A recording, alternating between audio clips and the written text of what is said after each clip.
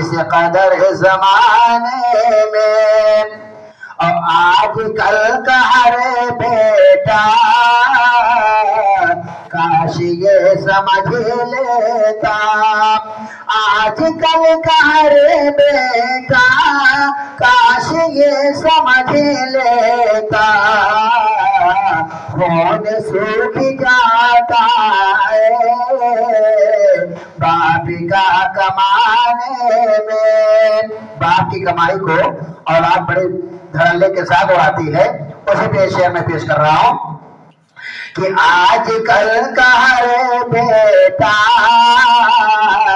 काश ये समझ लेता, आज कल का हर बेटा काश ये समझ लेता, खून सूख जाता है बाप का कमाने में, खून सूख जाता है बाप का कमाने में।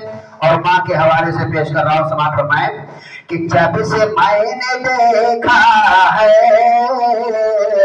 भूख तक नहीं लगती, जब से मैंने देखा है भूख तक नहीं लगती, हाथ जल गए माँ के रोटियां पकाने में।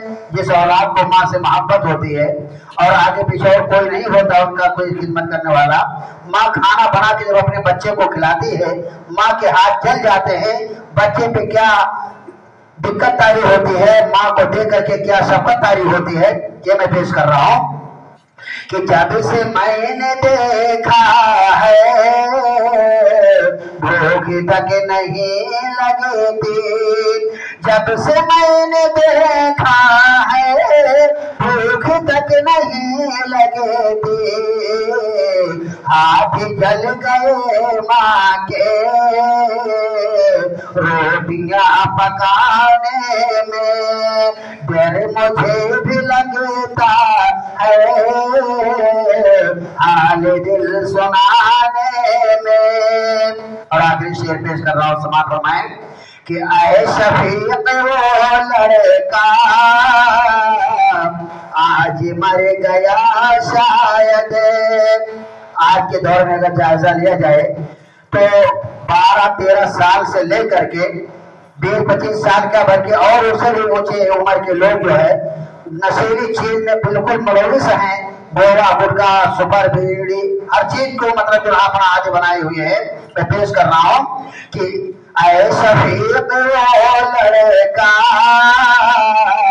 आज मर गया शायद, ऐ शफीक वो लड़का आज मर गया शायद, जिसको तूने देखा था कल शराब खाने में, जिसको तूने देखा था कल शराब खाने में। डर मुझे भी लगता है हाल दिल सुनाने में। अस्सलाम वालेकुम।